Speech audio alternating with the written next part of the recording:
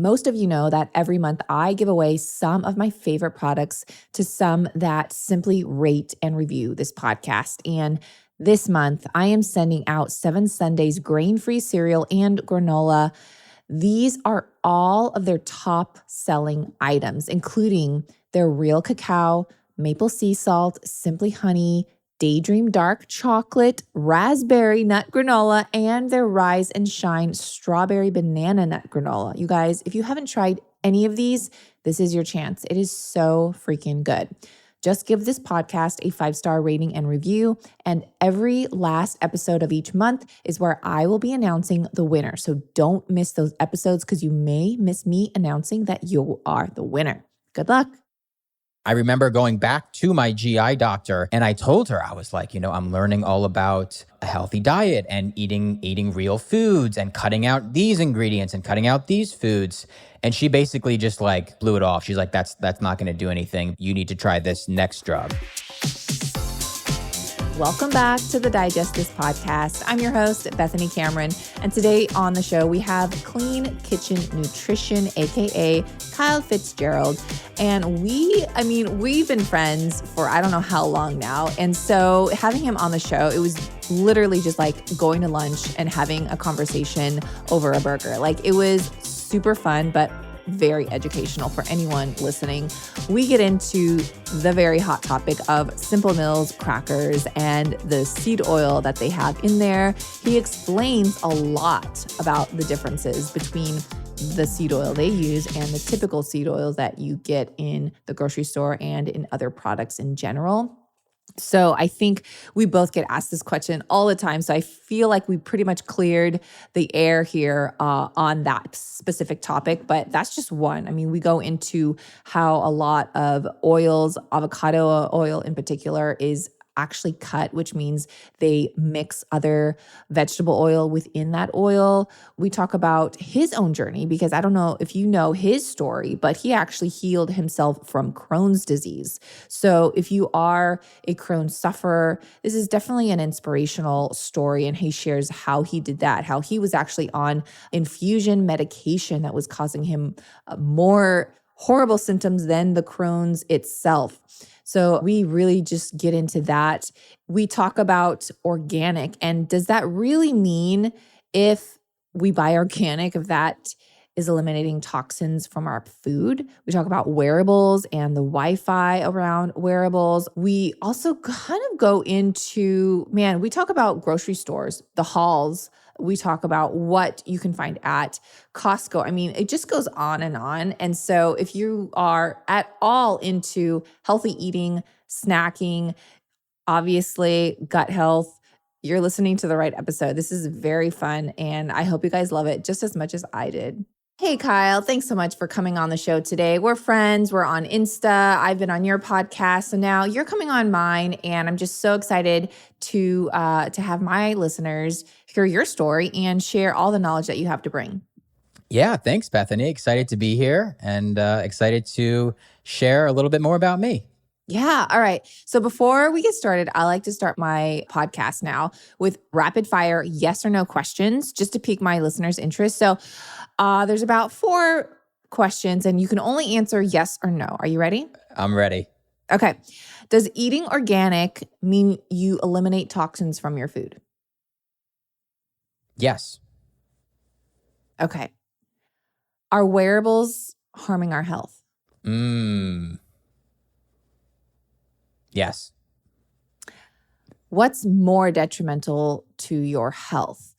Not a yes or no, but a multiple question answer here. So Okay. What's more detrimental to your health, in your opinion, sugar or seed oils? Seed oils. And then, okay, last question. Can snacking cause digestive issues? Yes. If you're a foodie like me and looking for a safe, natural sweetener to add to your drinks, desserts, oatmeal, smoothies, and basically anything you want sweetened up, then listen closely. I've got a recommendation that not only will add sweetness to your life, but also add loads of health benefits. Manuka contains powerful nutrients to support immunity and gut health, contains 3 times more antioxidants than your typical sweetener, and also contains a special antibacterial compound called MGO. If you haven't guessed by now, Manuka is a special type of Manuka honey ethically produced by master beekeepers in the remote forests of New Zealand. This honey is rich, creamy, and may just be the most delicious honey you've ever tasted. This isn't just your average honey, though. I mean, we all know that raw honey is great for you, but raw Manuka honey is even better because of the MGO found in Manuka honey specifically. And what I love about the brand Manuka is that they do third-party testing for every single batch, ensuring the potency of the MGO claimed. And they even provide those specific test results on every jar through their QR system. So you can check out the batch you have in your exact hand. That's a pet peeve of mine personally. Like when companies say they do third-party testing, but they only do it once on one batch, only to find out later that the batch you purchased wasn't even tested. But you can be sure Manuka goes the extra step to provide results for every batch on every jar, providing you with the most delicious, antioxidant-rich, and antimicrobial healing honey. This stuff is a game changer and easier than ever to incorporate into your diet.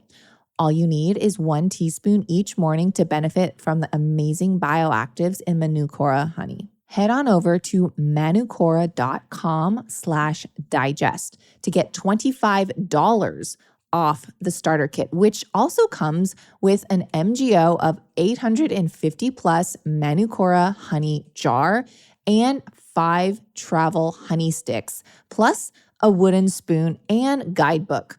That's Manuka, spelled MANUKORA.com/digest to get $25 off your starter kit. Manukora.com/digest. All right, I've known about this for a while, but I was doing some more research and found out that more than half of coffee sold and produced contains mold, which of course can lead to health issues like food poisoning, immune system problems, and even sometimes cancer. Coffee actually has many health benefits, so I don't want to discard that. But there has been talk of potentially harmful chemicals called mycotoxins in coffee. And there's been claim that a lot of coffee on the market contains these toxins, increasing risk for several diseases. So what are mycotoxins?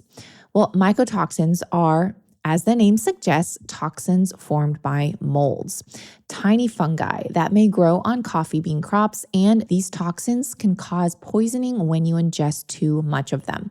And if you're one to have a cup of joe every day or even multiple times a day, that's a lot of consumption and accumulation of these toxic molds. Many different types of mycotoxins exist, but the ones most relevant to coffee crops are aflatoxin B1 and acrotoxin A. Aflatoxin B1 is a known carcinogen and has been shown to have various harmful effects. Acrotoxin A has been less studied, but according to a study cited in the NIH, it's still believed to be a weak carcinogen that may even be harmful to your kidneys. This is why it's so important to buy not only organic coffee, but coffee tested for toxic mold to ensure you are drinking a clean cup that won't be adding to or even causing any health issues. Coffee can have many benefits. Just be sure you're getting them from a clean source like Equip Foods Clean Coffee. I have been a loyal consumer of Equip Foods products for a while, so when I found out they were finally coming out with a coffee that is not only organic, but mold-free and tested for mycotoxins, I was ecstatic. They sent me some early to try for myself, and I fell in love with it immediately. They source their beans from regenerative farms, which means the soil the coffee crops are grown in contain more nutrients than other soil used to grow crops. Equip Foods partners with small farm co-ops. So when you purchase their clean coffee, you're also supporting regenerative farming practices. All right, so if you're already drinking coffee, why not drink a cleaner cup that's organic and mold-free so you can actually get the benefits coffee can bring? Use my code DIGEST, which will get you 20% off not only their coffee, but all of their products, including their grass-fed collagen and grass-fed beef protein powder. Again, just go to equipfoods.com and use code DIGEST to receive 20% off your entire order. Now, this only works on non-subscription orders, so be sure when you check out that it's defaulted to a non-subscription. I know you're going to love it. Enjoy. So I do want to dive into some of those answers and questions a little bit more, but you're known on Instagram as Clean Kitchen Nutrition. So before we get into that, like what got you into eating clean and a healthier way of life to begin with? Like what was your turning point for you? First of all, I love those questions and I'm excited to dive into them more and get your opinion on some of them too. So, I grew up relatively healthy. I have an older brother and 2 younger sisters, and my mom would always make us lunch every day when we would go to school, and she would always make dinner every night. So we were definitely like a relatively healthy family. My mom basically cooked everything for us. I didn't have really any health problems growing up until I was in college.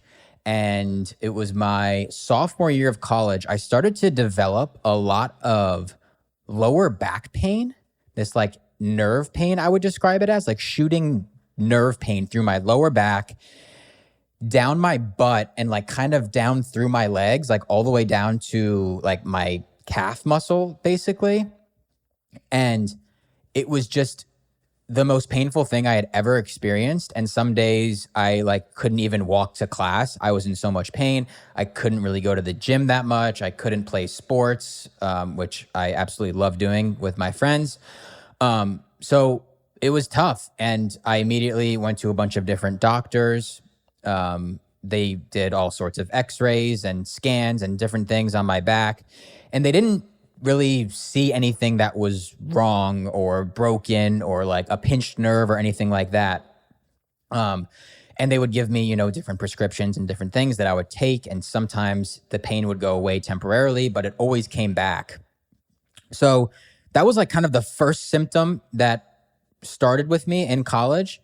And then I started to have a lot of digestive symptoms. So basically like anything that I would eat would cause some sort of stomach pain, like sharp stomach pain all throughout my abdomen. So again, I'm still on this journey. I have this back pain. Now I have this stomach pain and I'm going to different doctors. And I finally got a CT scan on my abdomen and they said, oh, we see inflammation in your digestive tract. You need to get a colonoscopy. So I was like, okay, like let's go do that. At this point, I was like, willing to do anything to figure out what was wrong with me, basically. So I go get a colonoscopy and they tell me you have Crohn's disease. And I was like, okay, well, now we know what's wrong with me. Tell me what I need to do to fix this, basically. I think a lot of people maybe like get scared or nervous or like stressed when they learn something like that. But for some reason, my brain was like the opposite. It was like, oh, great. Like not great, no, but like I totally understand. You're like, finally we found something, and instead of just like another mystery. Yes, exactly. So I was like, great. All right, let's attack this. Like let's figure out what we need to do. Yeah, exactly. So again, they gave me different medications. I was going to get a drug called Remicade, which is like I would go to get this infusion every 8 weeks. And I immediately did see a decrease in my symptoms, a lot less back pain, a lot less digestive pain, just overall. But then I started to have like these episodes at night where like I would wake up in the middle of the night, maybe like 1 or 2 a.m. and I would basically go to the bathroom and like my stomach would kill me. I would throw up. I would also have terrible diarrhea, like just hours on end. It would start at like 1, 2 a.m. and it would go through like the morning, like 8 a.m. Like I would just sleep on the toilet basically. And this happened like 3 or 4 different times. And it had never happened before I started taking this drug, Remicade. And I was like, first of all, like I would go and get this infusion every 8 weeks. And I remember sitting there in these like recliner chairs. I was in a room with like 4 or 5 different people, and we're all getting like this drug pumped into us. And I was just like, this does not feel right. Because everyone looks so sick. It's almost like you wish you were just suffering with the Crohn's pain instead of this drug side effect here. Exactly. Oh yeah, this side effect was way worse. So anyways, I remember sitting in that room one day and being like, this just did not feel right. Like I'm thinking back, like I'm thinking to these episodes that I started having, and I'm like, why did this start happening? And I'm like, maybe it's this infusion that I'm getting. And I'm just like, I gotta stop doing this. So I remember going home that day and going on YouTube or Google and typing in, how do I heal my gut naturally? And then I just, learn all about functional medicine and, using supplements to help and using diet. And just my eyes were open to this because I had seen 5, 6, 7 doctors at this point, and not a single one of them mentioned eating real whole foods, going outside, reducing stress, getting in nature, all of these things that I quickly learned. So one doctor addressed your diet. No. Amazing. And then to keep it going, so I learned all of this. And then I remember going back to my GI doctor, and I told her, I was like, I'm learning all about a healthy diet and eating real foods and cutting out these ingredients and cutting out these foods. And she basically just blew it off. She's like, that's not going to do anything. Basically, like, you need to try this next drug. And I was like, oh my gosh. And that was the last time I ever saw her. Wow. And so in that time, was it just your personal decision to stop this infusion? Yep. It was all me. I was just like, this does not feel right. My gut was telling me, this is just not right. And I want to try to heal this thing naturally. And I don't know if I would suggest this to other people, but I basically just stopped getting the infusions. I stopped taking any prescription medications that I was taking. Just cold turkey. Yep, just cold turkey. Yeah. Immediately, like when I switched my diet, I saw a huge improvement in my digestive symptoms and in my back pain. And that's like kind of what got me into, just health and nutrition and just learning as much as I could about this. So 2 questions. One, when you were on the infusion, did that seem to help your Crohn's or no? I would say it alleviated the symptoms a little bit. Yeah. But then you were getting worse symptoms. Yeah. Then I okay. Yeah. And then did you have any side effects from stopping cold turkey? I don't think so. I think maybe it was a little bit worse in the beginning, but then I think very quickly, once I changed my diet, it got a lot better, a lot quicker. Okay. And then did you seek out like an alternative medicine practitioner or what'd you do? Yeah, so I did get a functional doctor. Mm-hmm. Yes, found a local functional doctor near me. She ran a bunch of tests that none of the other doctors ran, like a GI map test to take a look at my gut bacteria and all that stuff. Different like hormone tests and a bunch of different blood work. So I went to see her. She ran all those tests. We found some different like imbalances, I guess, in bacteria, started taking probiotics, different vitamin and mineral supplements. And that was very helpful. Okay. So then how long did it take for, your gut to really heal and you start to see an improvement? Yeah. So immediately I saw a little bit of an improvement in my symptoms, but I would say, it was honestly a journey. Like it was, a good 2 or 3 years where I finally got to the point where I was, basically healed. Like symptom free. Yeah, exactly. Yeah. And I will say like one of the things that I don't think I put enough emphasis on in the beginning was when I was learning about this was stress reduction. So I was just super obsessed with food and just like, I mean, like too obsessed. Like I would be like, if I would have stomach pain, I would be like, oh my gosh, was it this food? Was it this food that caused it? Was it this food? And then like next thing you know, I would, be having a meal and I'm like, oh my gosh, is this going to hurt my stomach? Like just like obsessing over that. And that just made things worse, obviously.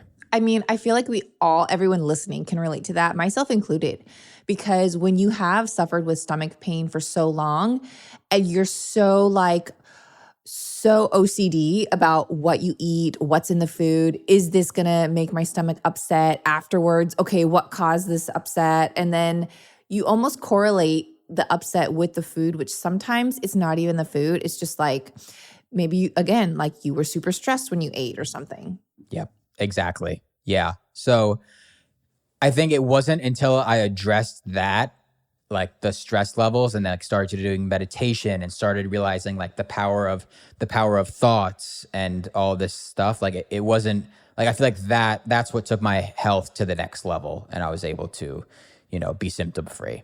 So that's amazing. Well, I mean, you look healthy. I see you on Instagram. We're friends there too. And it's just amazing to see you thrive now. And so fast forward, you have like over 600,000 followers on Instagram. I mean, you're killing it. You're on all these other social media platforms, and you're helping now others really kind of navigate through the grocery store. You're helping them with, making better choices. And so that's what, too, I really want to ask you, first of all, what were the things that you actually took out of your diet that you still don't eat? You know what I mean? That helped in your healing journey. Yeah.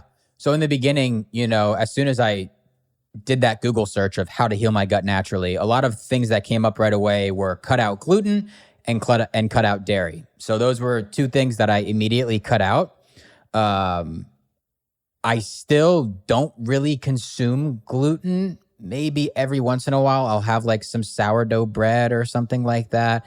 But that's like maybe once every few months or something like that. I don't know. I had cut out bread and like pastas and things like that for so long where like my body just didn't really crave it anymore. So still to this day, like I don't really crave it. So those were the first two things I cut out. I have since then reintroduced dairy back into my diet, specifically like I'll do raw cheese. I don't do a lot of milk or anything like that. What about yogurt or like A2 items? Yeah, every now and then I'll do some yogurt. I still think it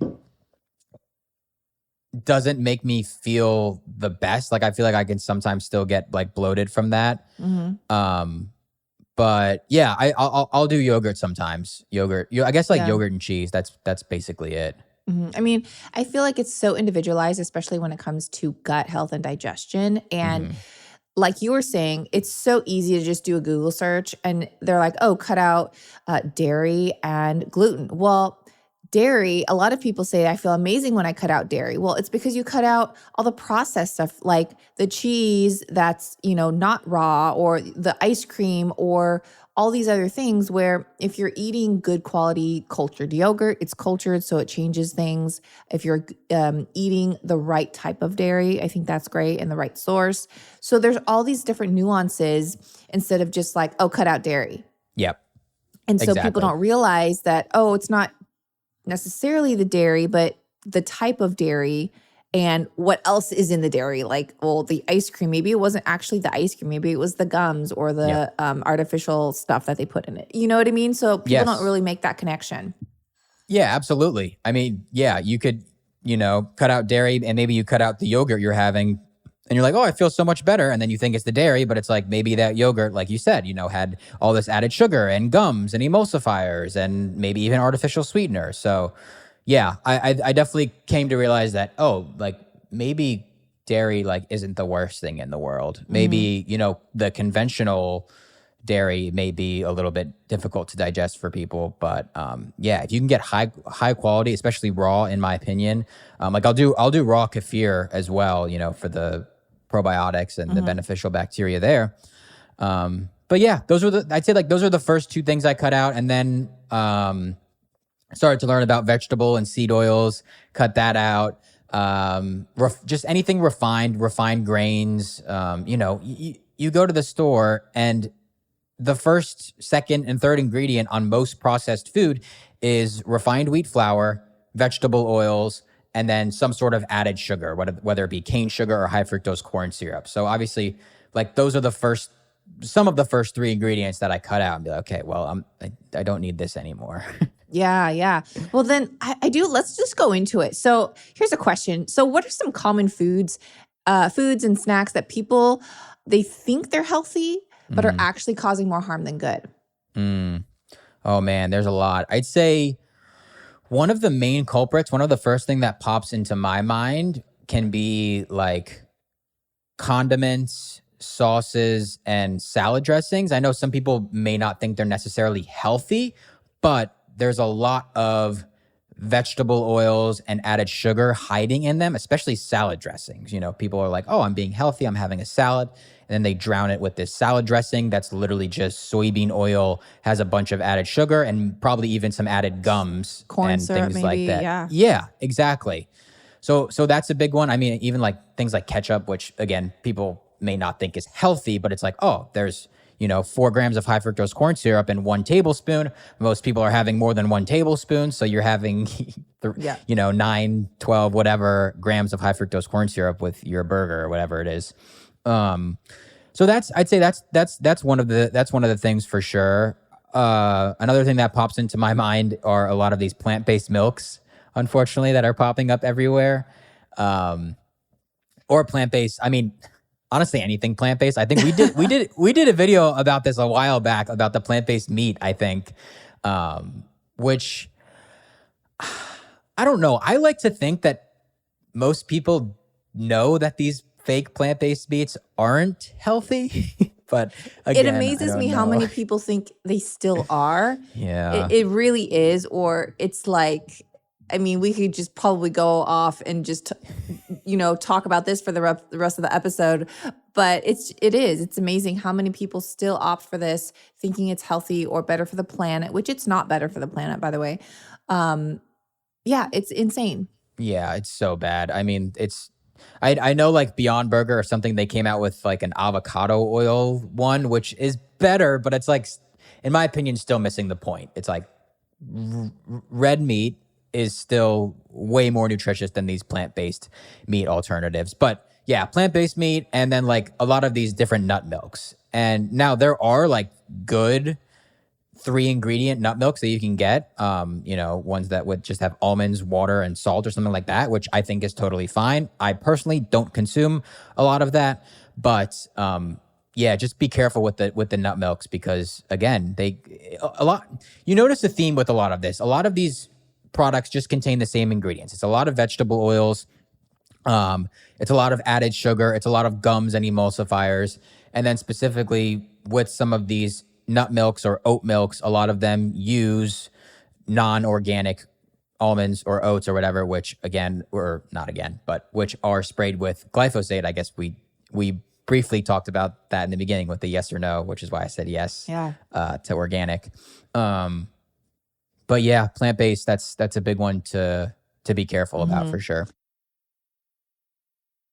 If anyone listening right now suffers with acne or any kind of skin conditions, thyroid dysfunction, neurological problems, high blood pressure, or even TMJ, I hate to break it to you, but fluoride in your toothpaste could actually be the cause.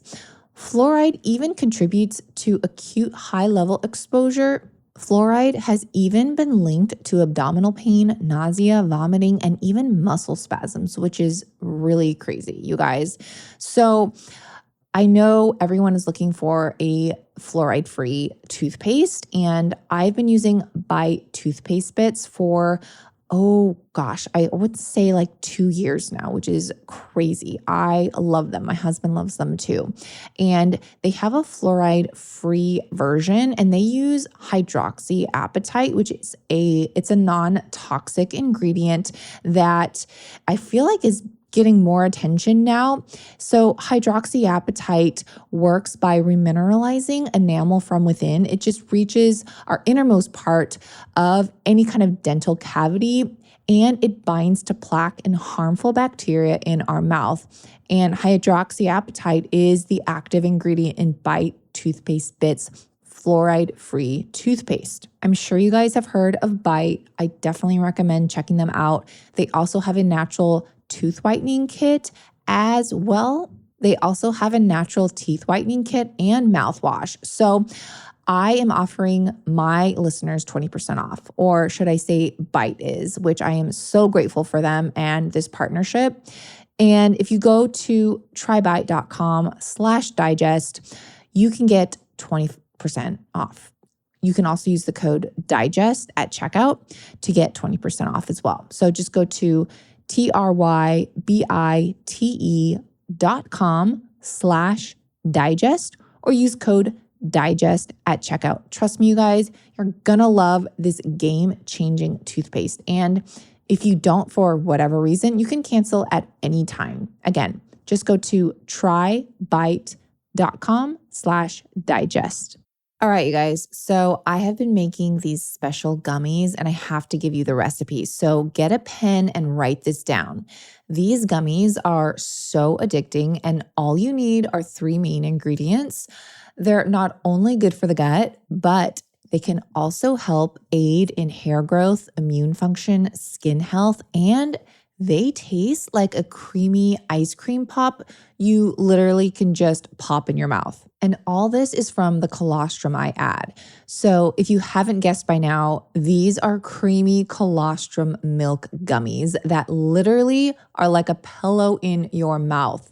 You can add a touch of honey if you want, or keep them 100% sugar-free for all my keto and low-carb friends. I'm sure you guys have heard me talk about Armor Colostrum over and over by now, and for good reason. It's been clinically shown to help guard against inflammation and everyday toxins and pollutants. Colostrum intake has also been linked to fewer respiratory tract and GI infections in children and adults. In fact, there are over 5,000 published studies documenting the benefits of colostrum and its ability to optimize health from when we are born all the way through our elder years. But Armor Colostrum is different from others on the market, and it's something I started taking back in March 2023, long before all the hype. They use a proprietary cold chain biopotent technology that distills over 200 functional nutrients, guaranteeing the highest bioactive integrity and bioavailability. Another thing I personally love about this company is that they only use the excess colostrum from grass-fed, pasture-raised, happy cows that are no longer needing it to supply their young. So you know you are not taking away from animals that need it. Only the surplus colostrum is used, and Armra makes sure they are getting only the best from healthy USA cows from family farms. Okay, so here's the creamy colostrum gummy recipe.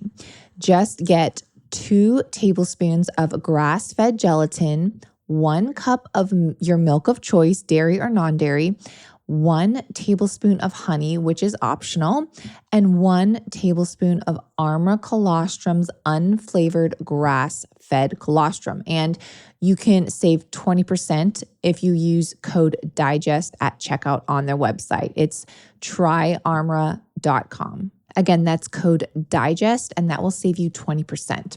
So what you're going to do with the ingredients is first you're going to pour the milk into a small saucepan, sprinkle the gelatin over the top and allow it to bloom for 5 minutes. If you're using honey, you're going to add that now, and then you're also going to add Armor Colostrum to the pan. You're going to bring it to a medium heat while whisking. Just be sure not to boil it, just a medium heat. Now, once the milk is slightly warmed and everything is dissolved, just remove the pan from the heat and pour into any mold of choice or a glass dish. Then place the dish or the molds into the fridge for at least 2 hours or until set. Once set, just pop the gummies out into an airtight container and then then you're just going to return it to the fridge to store it. If you are using one large dish, then you can cut them into squares or whatever shape you prefer. If you haven't tried Armor Colostrum by now, here's your chance. You can save 20%. Just go to tryarmra.com and use code DIGEST to receive a special discount for my podcast listeners. That's tryarmra.com and use code DIGEST. Again, that's tryarmra.com and use code DIGEST at checkout. Yeah, and I think it's interesting too when someone goes for, let's just say, plant-based burger, they're like, well, there's 20 grams of protein in this burger, but there's so many nutrients that that this plant-based burger doesn't have that meat has, like vitamin A and all these different micronutrients. They're just looking at the protein, which is a macronutrient, but it's missing all of these other things that are super beneficial for your health. Yeah, that's a great point. So you did mention that the plant-based burger was switching to the avocado oil, you said? Yeah. Yeah. Well, so I kind of want to ask you about oils because I feel like you talk about avocado oil a lot. And so what does it mean that because I heard that a lot of avocado oil, they cut it. So what does it mean to cut an oil? And then what companies are misleading? Yeah. So there was a study that came out, I want to say in 2020 from UC Davis. Don't quote me on the year, but it was from UC Davis. And they tested a bunch of different avocado oil brands. And they found that, I forget the certain percentage, 80 or 90% of them or something like that was cut with other low quality oils like soybean oil, canola oil, corn oil, all these different oils. So basically, these companies, and actually two specific brands, they tested as 100% soybean oil, and they were marketing it as avocado oil, which is absolutely insane. And it turns out, I hope there's more regulation on this now, but it turns out, back then there was just not a lot of regulation around avocado oil. And I guess brands and manufacturers realized that, and they were taking advantage of it by taking these other low quality oils and cutting it, basically, filling these bottles with maybe half avocado oil and then half soybean oil, because soybean oil is just so much cheaper to make than avocado oil. So cutting basically means that they're mixing it with another oil. Yeah, they're mixing it. They're mixing it with another low quality oil to bring down the cost. So, ultimately they can make more money. Technically, is this legal to just say avocado oil if it has soybean or other oils? I don't think it's legal, no, but there's just not a lot of regulation around it. So people, they're I guess the regulators aren't, testing every single avocado oil to see if this company is actually telling the truth or not. So unfortunately, it's very difficult to just pick up a bottle and know whether it's really avocado oil or not, which is very sad, to think you can't just go to the store and buy avocado oil and you don't know for sure if it's actually just pure avocado oil, which is so sad. So one of the brands that I buy, or basically the only brand that I buy, because they test every single batch to ensure it's 100% pure avocado oil, is Chosen Foods. That's one of the only brands that I've seen that actually tests every single batch. Okay. Yeah. So I'm sure there's other ones out there. But if there's an avocado oil at your store or something and you don't know if it's truly avocado oil or not, I would recommend reaching out to the brand, see if you can get some sort of testing analysis or certificate or something to show that, okay, that's 100% pure avocado oil. Yeah. So, dang, that's a good point. Or just go to their website. If they're proud and they're yeah, we test it. They're waving flags and proud of what they do. That's a great sign. If they're they don't have anything to back it up, then yeah, maybe that's a red flag. Yeah, exactly. Yeah. Now, what about seed oils? Because I know you talk a lot about seed oils. So first of all, why are they so frowned upon? What do they do to our health? Yeah, I'd say there's two parts to this question. I'd say one which is kind of the more simple explanation. And I think it's part of the puzzle. I see a lot of influencers and other people just saying this one point about seed oils, which is true, but I think there's much more to it. And it's that these seed oils are very high in omega-6 fats. And our bodies need omega-6 fats. We need omega-3 fats and we need omega-6 fats. But when we consume too much of these omega-6 fats, it can create an imbalance in our body and can create inflammation in our body, which is what a lot of people like to say. These seed oils, they're high in omega-6 fats. It's going to cause inflammation, which is true, especially if you're consuming a lot of them. And if you turn over 90% of products at the grocery store, most products contain vegetable oils. So most of America is consuming a lot of these vegetable oils in these processed food, and they're cooking with them as well. So I'd say that's one part of it. They're high in omega-6 fats, which is not good. But the other piece to this is these oils are extremely unstable, meaning that when they are heated to high temperatures, they oxidize very easily and can create very dangerous compounds, basically. And if you look, you can go on YouTube and you can search how canola oil is made, and you can look at all of the different steps that canola goes through to create, I guess, like a canola plant, or the rapeseed plant is technically what it comes from.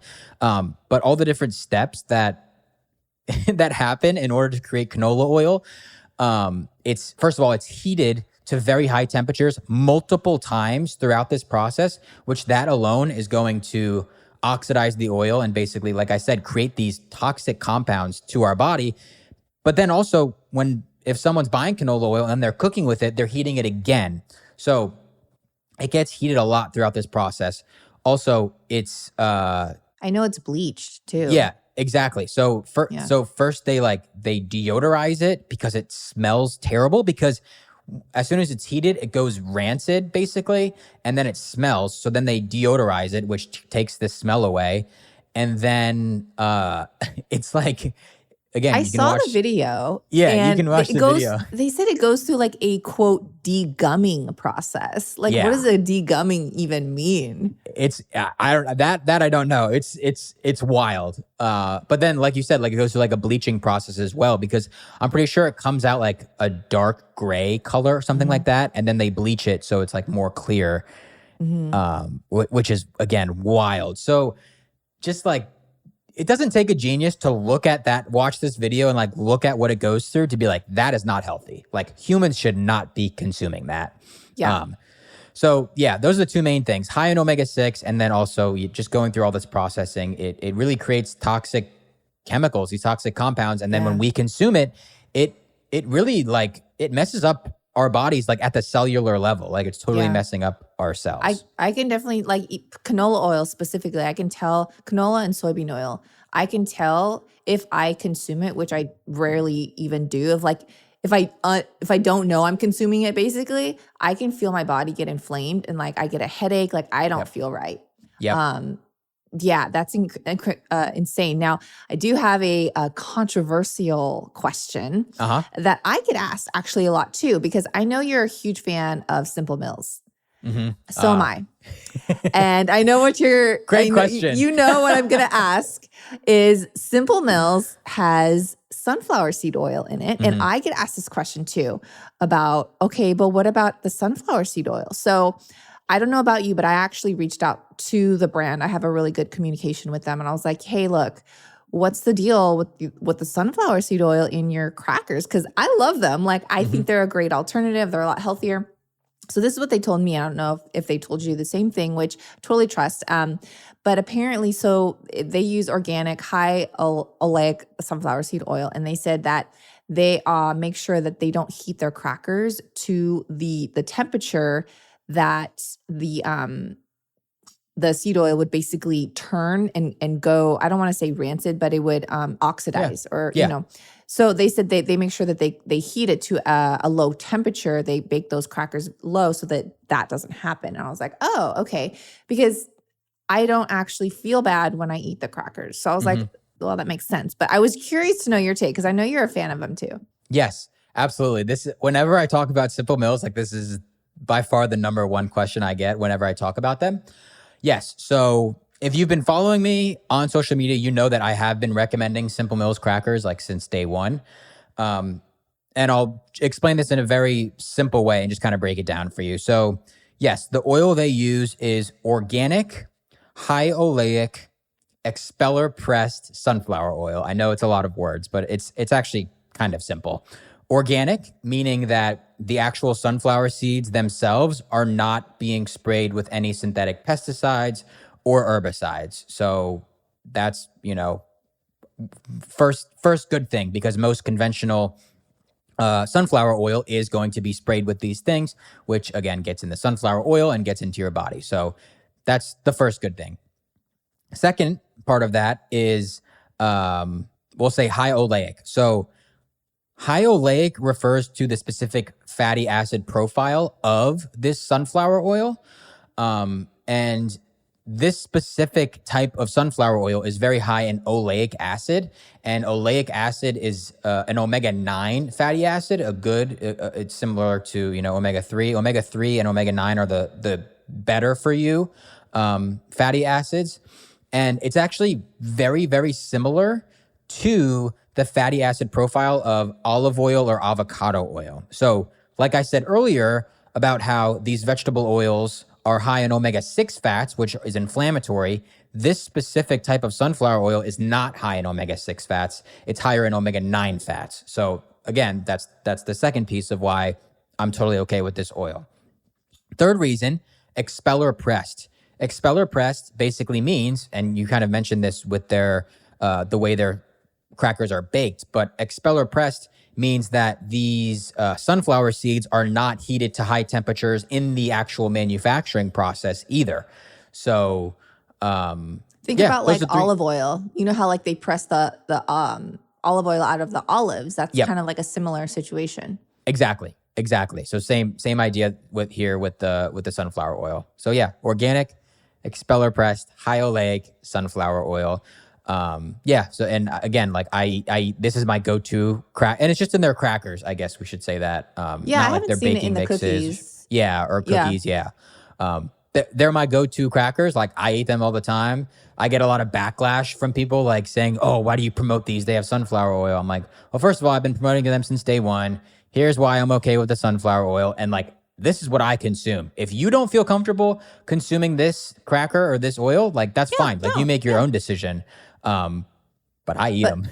I know. Well, and I do too. And I think that it's really good for people to do their own research because I did as well. And I was like, yeah, like what's the deal? But as you explained, it's a lot more intricate than just saying sunflower oil and the type and the process that they use and what they go through as far as the source of the sunflower seed oil. And of course, how they bake the cracker for the end result is important too. So, so hopefully if you are a Simple Mills cracker fan, you feel a lot more comfortable. And like you said, you get a lot of backlash. I'm like, hey, look, I'm actually very proud to be a Simple Mills partner. This is no affiliation or anything like that. Yeah. But if people literally look at my pantry, like it's like Simple Mills. It is in there. But again, like you said, you do what works for you. But I love that explanation. So thank you, Kyle, for going above and beyond that. So I do want to ask too, because in the beginning, I know we were going to talk about this, organic. So I asked you if organic means that you eliminate toxins from your food. I tend to disagree, but I do think you do eliminate a lot of toxins. So let's elaborate. Let's talk about that.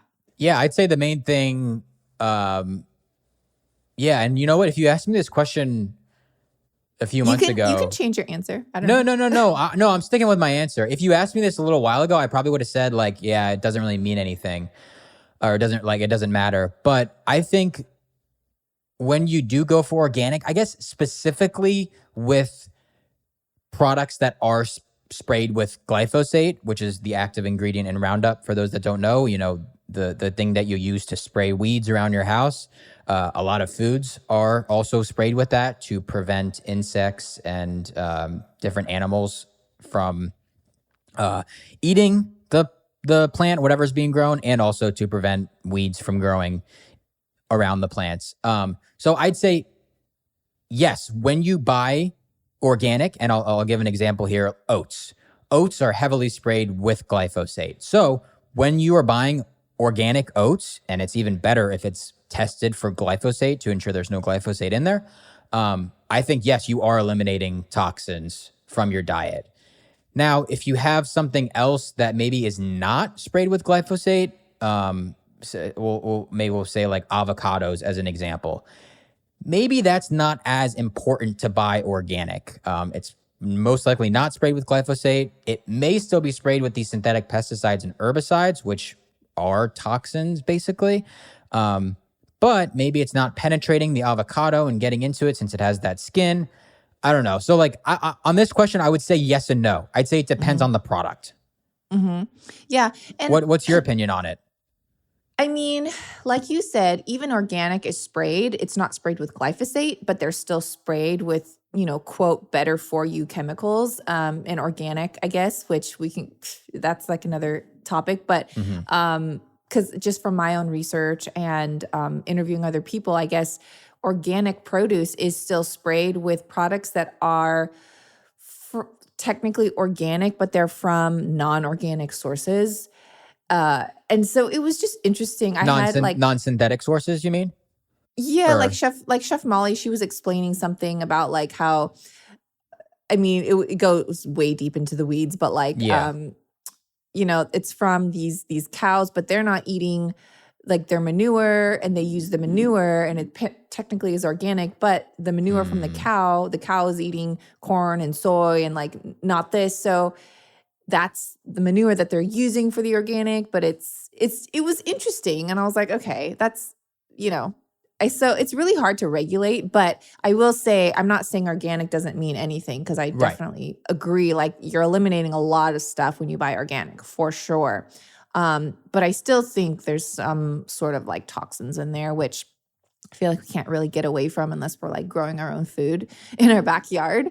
Yeah. But that's just kind of the reality of today's world. And it was also a trick question because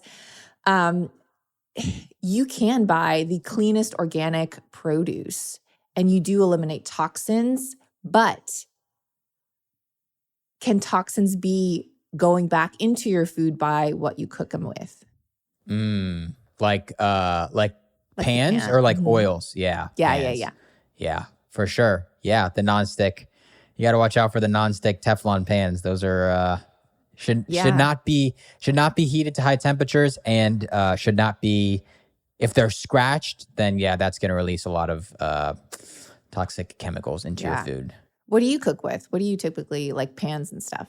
I use stainless steel for like 99% of everything I cook. I know some people like cast iron.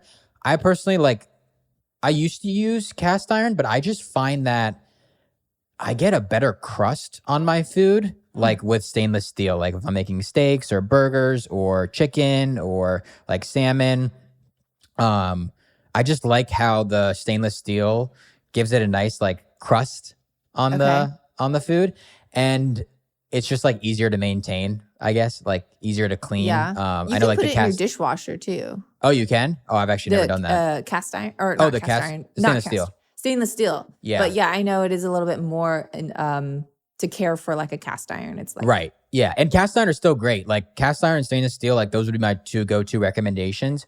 I do use a ceramic pan every once in a while. Like if I want to cook like scrambled eggs or something like that, I'll use. Is it in Our Place? I love Our Place. I've been using Made In. Oh, Made In. Have you heard of that brand? No, I used to use them too, and then I discovered Our Place, and they're like a non-toxic. Yep. But I was using that too. Yeah, PFA free, all that good stuff. Yeah, I really like Made In's pan because they basically took their stainless steel pan and they put just like a ceramic, 100% ceramic coating over top of that. And that's what I use. But again, very rarely I'll like maybe make scrambled eggs. Like if I make like eggs over easy or like sunny side up or something like that, I'll still even use the stainless steel pan sometimes. Okay. You can kind of like turn it into a nonstick. Oh, interesting. Yeah. Yeah. I just like I discovered the R Place and I love cooking eggs, and they do it's ceramic too.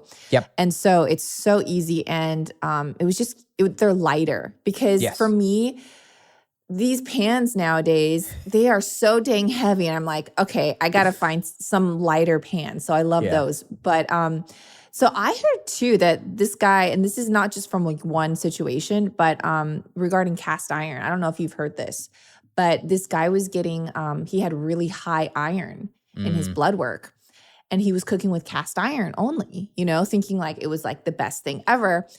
And it was giving him high iron levels. So he eliminated cooking with cast iron. He started to feel better. His iron levels went down. And so I don't know, have you heard of that? I have heard of that. I don't know if I've heard someone like having problems because of it, but I do know like that you absorb some of the iron when you cook with cast iron. But no, I don't think I've ever heard a specific case of someone like having problems from it. But yeah, I mean, maybe if you're low in iron, maybe that's a good thing to start incorporating. Just don't go overboard either way. Yeah, for sure. I like stainless steel. Okay, let's talk about wearables for a second. Okay. So what's your opinion on like literally wearing something that's Wi-Fi on your body all the time? Yeah. I like full disclosure, I don't know a lot about EMFs and things like that. But like just from a common sense, like just thinking about it, for me, like, I don't know. I don't want to have something that's constantly connected to Bluetooth or connected to Wi-Fi, like on me at all times. I know you're wearing, you and I are both wearing earphones, but they're wired, and I could tell. Wired. Yeah. And that was the other thing too. I actually used to wear AirPods, but maybe 6 or 8 months ago, I think I watched a video about EMFs and wireless headphones specifically because like it's your brain is right there, and those AirPods or wireless headphones are most likely emitting EMFs into your brain or into your body, which is, I'm like, okay, that can't be a good thing. There's no way that's good. Is it as harmful as some people are saying? I don't know. But I'm like, I don't even want to take the risk. So I switched to wired. I do only wired headphones now. I used to wear an Apple Watch like years ago, like not consistently, just like every once in a while. But I was like, okay, I don't need that. We're already on our phones, which is enough. You know what I mean? We're already getting enough exposure. And then like now I'm seeing people with like these Wi-Fi mattresses, and I'm like, you're sleeping on this mattress? Gosh. That's like, I'm seeing a lot of health people promote it, and it's like, oh, it regulates the temperature, you can like do this or that, but it's connected to your phone, and that's how you regulate it. And so obviously it's Wi-Fi. Yeah. I'm just thinking like, oh my goodness, like how do you think this is like better for your health if you can, you know what I mean? All that. Yeah. But no, that's I was just scary. Curious. Yeah. And like some other things I do. And like, again, like I said, like I'm not an expert on this. I don't know a lot about the research, but I try to minimize my exposure to these things whenever I can. So another thing is like, I try not to put my phone in my pocket as well. Just because, putting that close to your private areas. Reproduction. I know it can like affect the like testosterone and other things. So I try not to do that. If I do, I'll put it on airplane mode, because that will obviously stop all communication with like the Wi-Fi and Bluetooth. And then I also turn my phone on airplane mode before I go to bed as well. I know some people like putting their phone in another room, which is great. I put my phone just like on my nightstand, but I put it on airplane mode before I go to bed as well. So those are good tips. Yeah, for sure. Now, I know you go to Costco a lot. Yeah, you do these grocery hauls. So I have a question. So what's your favorite Costco staple? Like what should people definitely go to? Maybe I don't even know, because I went there the other day and they had these like frozen grass-fed beef burgers. And I was like, how did I not know Costco provided these. Yeah. So what are some like things that maybe were like, whoa, like a gold gem that we should look for? First of all, those are great. Yeah. In the frozen section, grass-fed beef patties, they're like, I want to say they're like under $5 a pound or right around $5 a pound, which is a great price. Oh man, there's a lot of stuff at Costco. I will say I buy the Simple Mills crackers a lot at Costco because they have a big box for a great price. I do buy organic extra virgin olive oil at Costco. They have multiple good brands or multiple good olive oils.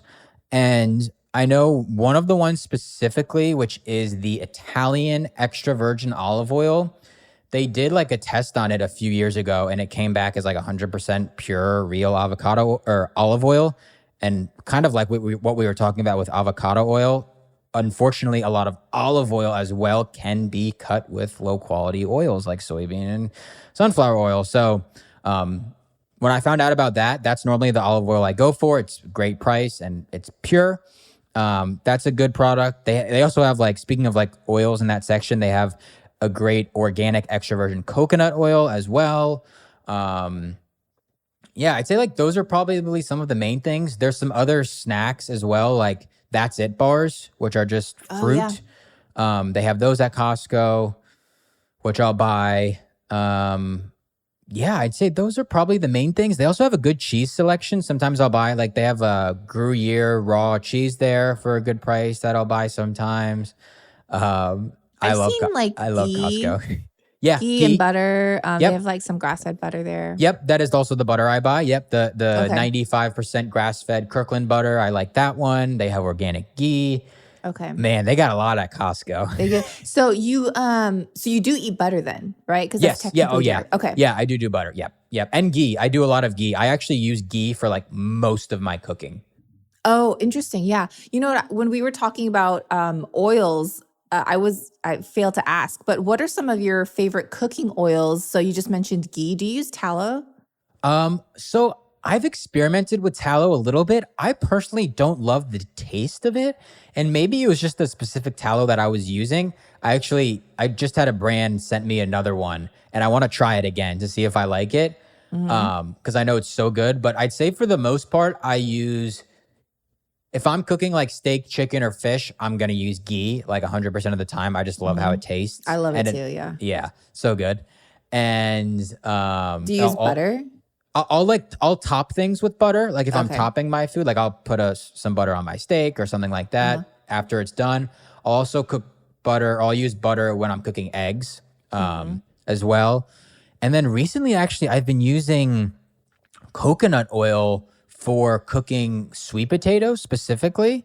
Like I'll melt a little bit and then drizzle that over the sweet potatoes. That's good. That's really good.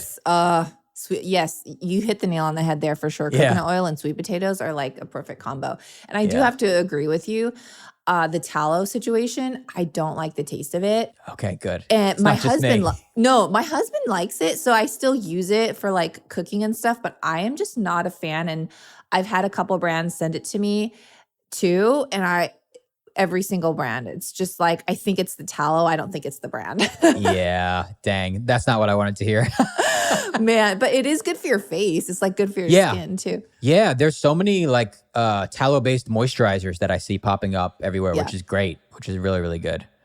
Yeah, I know. And I know you're like into the non-toxic like whole skincare and things like that, and like what you use in your home. Did you ever, when you were in your healing like journey, did you ever think about like toxic home products, what you were cooking, what you were washing your clothes with and all that?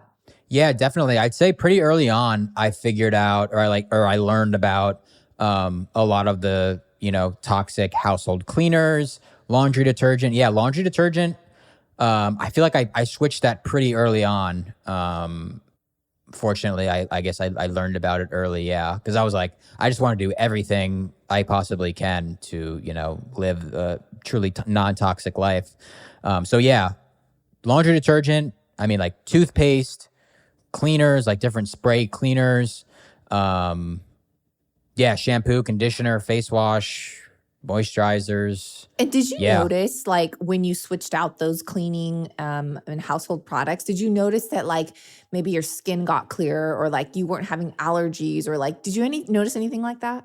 Yeah, for me, I'd say the main thing was allergies. Yeah. I not bad allergies, but I definitely would notice or I guess I guess I didn't really notice it until like I got rid of it. But yeah, I was like, whoa, like I'm not like sneezing as much as I used Mm. to. I'm not getting the sniffles or whatever like Yeah, as yeah. much as I used to. So yeah, definitely I noticed that after I switched to non-toxic Mm. products.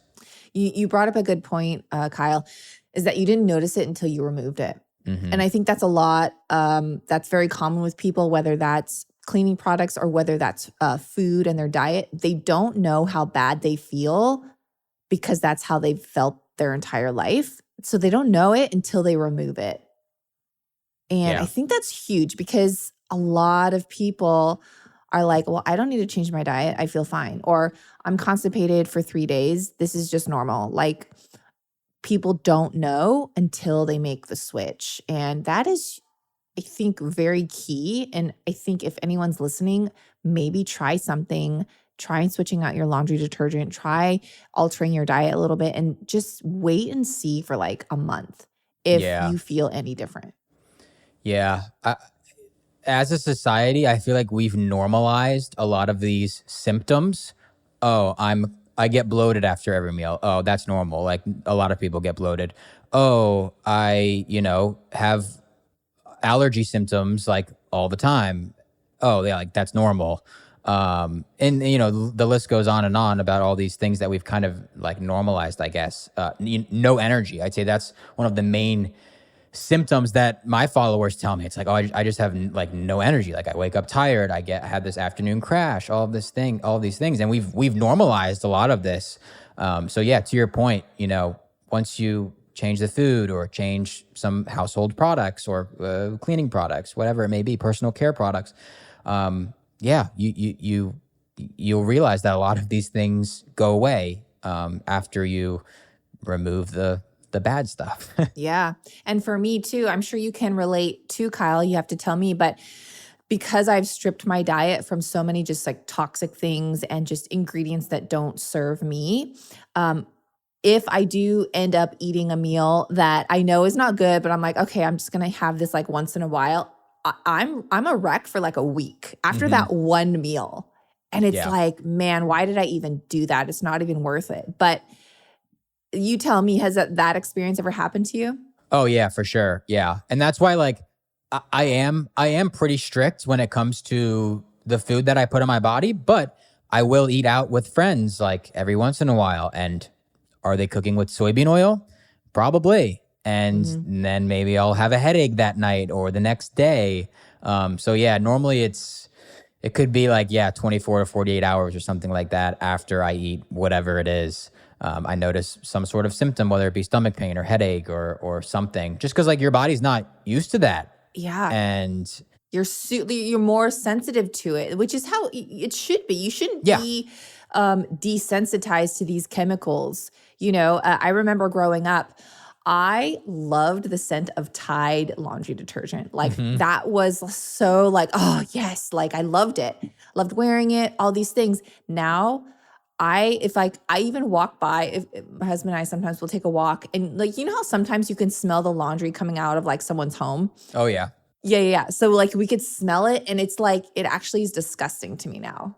Yeah. Same thing for me. Like if I'm at the grocery store and I have to walk down that aisle or like Yeah. even I walk by the aisle, I'm like, oh my gosh, like immediate headache. Yeah, instant headache for sure. Yeah. Yeah. I mean, it's crazy. So it's amazing how many people just don't realize the things until, you cut them out. So to that point, man, I feel like we could talk for another hour, but I know just for time's sake, where can people find you on Instagram? What's your social, like all the good stuff? Yeah. So Clean Kitchen Nutrition on Instagram, TikTok, YouTube, Facebook, wherever you consume content. I'm everywhere. You can also just type in my name, Kyle Fitzgerald. I also have a podcast, which Bethany mentioned. She came on, Clean Kitchen Podcast. You can search that on, Spotify, Apple, YouTube. But yeah, I think that's about it. And then I have a website, cleankitchennutrition.com. We have like a bunch of blog posts and other helpful and free information out there that people can learn more about ingredients and just non-toxic living. Yeah, I love that. Yeah, you're doing so much to really help educate people, and you really give like healthy swaps, which I love too, which is you're not just like demonizing saying like, "Oh, don't eat this," but you're like, "But here's a better alternative." So I love that about you. Thank you. Yeah, I appreciate that. I always try to give a better alternative. I don't want to just be like, "This is terrible. Stop eating this."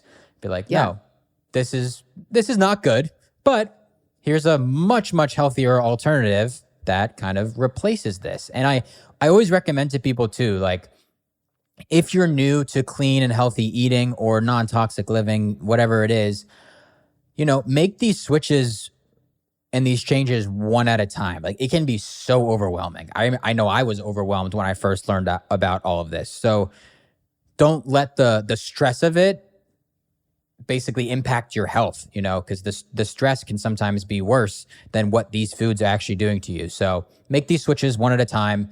And before you know it, you'll look back after a few months and you'll realize how many swaps you've made. Yeah, no, I love that. And that's a great tip too. Yeah, definitely. And I feel like I'm still learning. Like we're all still learning. Like the world is is ever changing. And so we have to kind of adapt to that and learn, more things as we evolve. So love absolutely. it. Yep. All right. Thanks so much, Kyle. Yeah, thank you for having me on. Thanks for listening to this episode of Digest This. If you enjoyed this episode, please leave a review in your podcast app to let us know. If you're ever wondering how you can support me and this podcast, sharing it with your friends and family is the best way. This is a Resonant Media production produced by Drake Peterson and edited by Mike Fry. To email the show, message us at digestthispod@gmail.com. See you next time. The content of this show is for educational and informational purposes only. It is not a substitute for individual medical and mental health advice and does not constitute a provider-patient relationship. As always, talk to your doctor or health team first.